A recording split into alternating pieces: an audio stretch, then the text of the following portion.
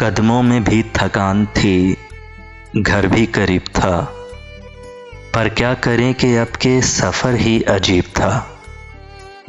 निकले अगर तो चांद दरीचे में रुख भी जाए, इस शहरे बेचराग में किसका नसीब था।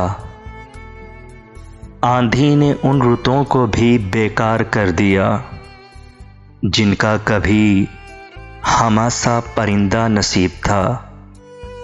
कुछ अपने आप से ही उसे कश्मकश न थी, मुझ में भी कोई शख्स उसी का रकीब था।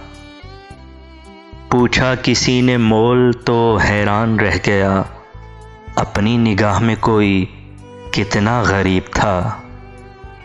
मक्तल से आने वाली हवा को भी कब मिला ऐसा कोई दरीचा के जो बेसलीब था। पर क्या करें कि अब के सफ़र ही अजीब था। कदमों में भी थकान थी, घर भी करीब था।